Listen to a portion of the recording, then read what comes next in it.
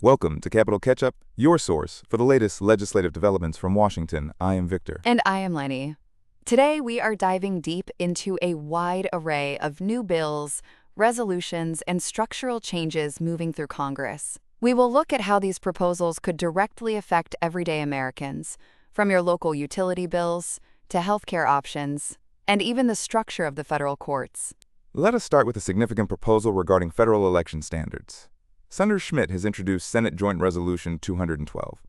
This is a joint resolution proposing an amendment to the Constitution of the United States to explicitly state that only United States citizens are eligible to vote in federal elections. That is right, Victor. A constitutional amendment is a major legislative procedure. Unlike a standard bill, it requires a two-thirds vote in both the House and the Senate, and then must be ratified by 3/4 of the states. Senate Joint Resolution 212 aims to formalize this citizenship requirement specifically for presidential, vice presidential, and congressional elections, while giving both state legislatures and Congress the authority to pass enforcement laws. It has been referred to the Committee on the Judiciary. Speaking of the judiciary, there is a massive proposal to reorganize the federal court system. Senate Bill 5347, known as the Circuit Court of Appeals Reorganization Act of 2026, would restructure the 8th, 9th, and 10th judicial circuits. This is a big deal for the Western United States. The Ninth Circuit is famously massive, and this bill aims to address population growth and geographic imbalances.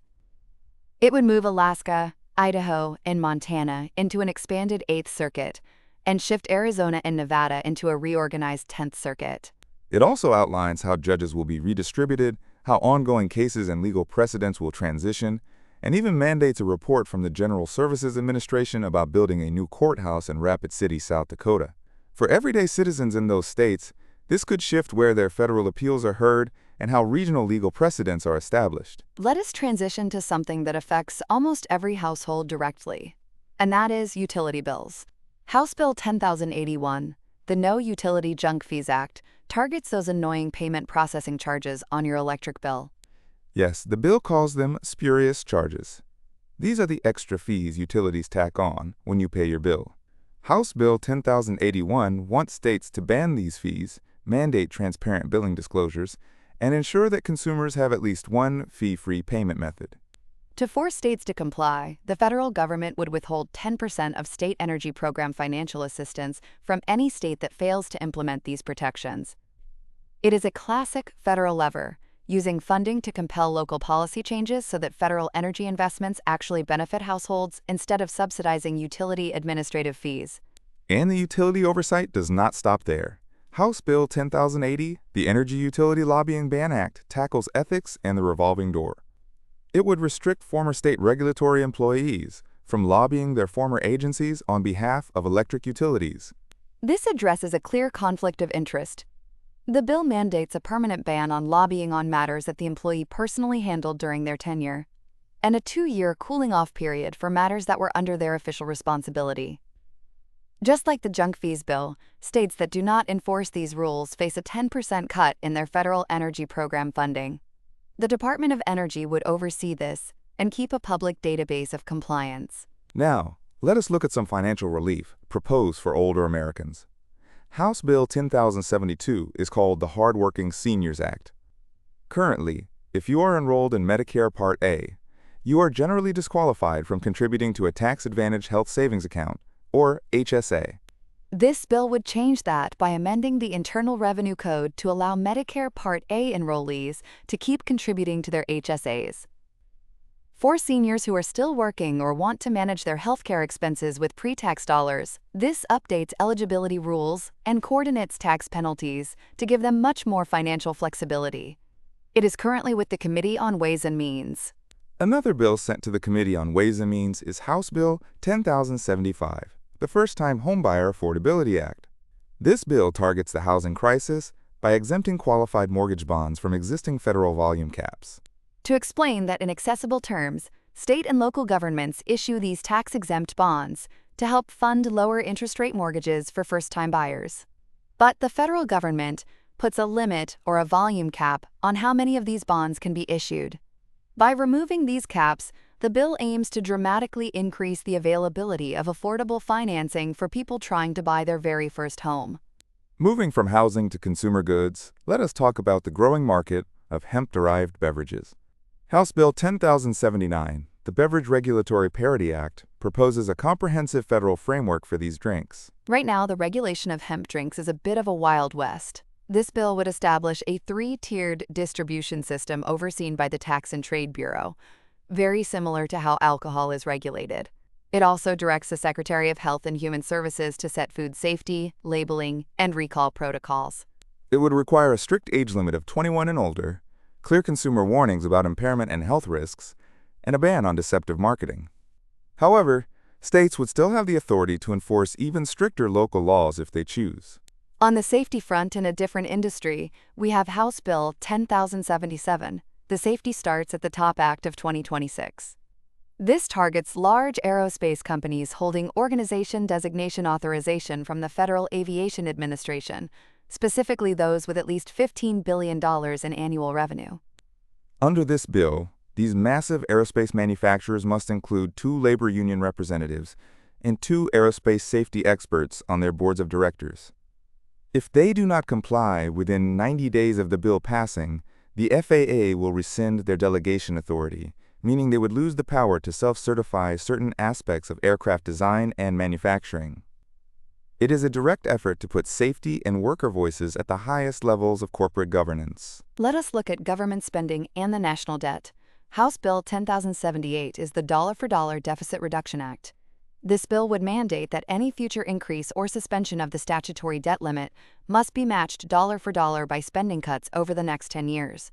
It is a very strict mechanism. It requires the Treasury Secretary to issue debt limit warnings as the government nears its borrowing limit.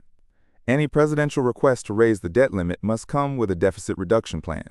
Plus, it sets up procedural points of order in both the House and Senate, meaning lawmakers cannot even vote on a debt limit measure unless it is paired with verified cuts and has a public Congressional Budget Office cost estimate available for at least 24 hours. It does allow for a 3/5 supermajority vote in the Senate to waive these requirements, but otherwise it is designed to enforce strict fiscal discipline.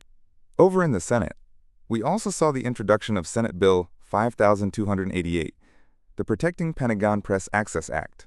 This bill is a direct response to restrictions placed on journalists by the Department of Defense in 2025 and 2026, which moved reporters to an annex, required military escorts, and limited independent reporting. The bill argues that these restrictions violate the First Amendment and limit the public's ability to hold the military accountable, citing a long historical precedent of press access being essential to national security oversight. The bill mandates that the Secretary of Defense restore access prior to 2025 to the correspondence, corridor, and other working spaces within 30 days, depoliticize credentials, and consult with Congressional Armed Services Committees before making future changes. There is also Senate Bill 5348, the Depot Data Transparency Act, introduced by Senators Cornyn and Fetterman. This bill wants a detailed, facility-specific breakdown of both actual and projected funding for military maintenance and repair workloads in annual defense reports, aiming to increase transparency in how public and private funds are spent across the Department of Defense's maintenance infrastructure. On the environmental and health side, Senate Bill 5292, the Green Hospitals Act, proposes a massive $100 billion program for healthcare infrastructure grants. This money would help hospitals modernize to withstand climate change, focusing on renewable energy, high-efficiency climate control, and green infrastructure like flood mitigation. It also includes a $5 billion planning and evaluation grant program, with at least half of those funds mandated to go to environmental justice communities. Crucially, the bill includes strong labor protections, requiring applicants to support collective bargaining and pay prevailing wages. For our forests, Senate Bill 5290, the Emergency Mountain Pine Beetle Response and Coordination Act, targets the ecological threats of beetle infestations on National Forest System lands. It authorizes competitive grants and cooperative agreements for hazard tree removal, forest thinning, and reforestation, prioritizing areas near municipal water supplies and critical infrastructure. It also encourages creating markets for beetle-killed wood, like mass timber. We also have 2 bills addressing specific regional and international conservation needs. House Bill 10074, The Affordable Power for the Northern Marianas Act mandates a $15 million annual allocation from capital improvement funds for the territory. It prioritizes immigration, labor, and law enforcement before spending the rest on modernizing the electric grid, and it waives local cost-sharing requirements. Internationally, House Bill 10,073, the Critically Endangered Animals Conservation Act of 2026, establishes a fund providing competitive grants for habitat protection and anti-poaching in foreign countries, authorizing $5 million annually from fiscal years 2027 through 2032. Applicants must show local support and get consent from indigenous and local communities. Finally, let us look at the official proceedings. On August 10, 2026, the House of Representatives convened for routine business. They received a large volume of messages from the Senate, including the passage of bills on public safety, healthcare research for epilepsy and Down syndrome, and administrative reforms. They also received requests to concur on amendments regarding educator expenses and international trade. The session also processed executive communications from the Department of Agriculture, the Environmental Protection Agency, and the State Department. Before adjourning until August 13, 2026, the House appointed Senator Ben Ray Lujan to the Board of Trustees of the Institute of American Indian and Alaska Native Culture and Arts Development. As we wrap up today's episode, listeners should watch out for how the Judiciary Committee handles the proposed constitutional amendment on citizen voting, how the House responds to the Senate's requests on educator expenses and trade, and whether the ambitious Green Hospitals Act and the Dollar-for-Dollar Deficit Reduction Act gain bipartisan traction in their respective chambers. That is all for today's Capital Catch-Up. Thank you for listening, and we will see you next time.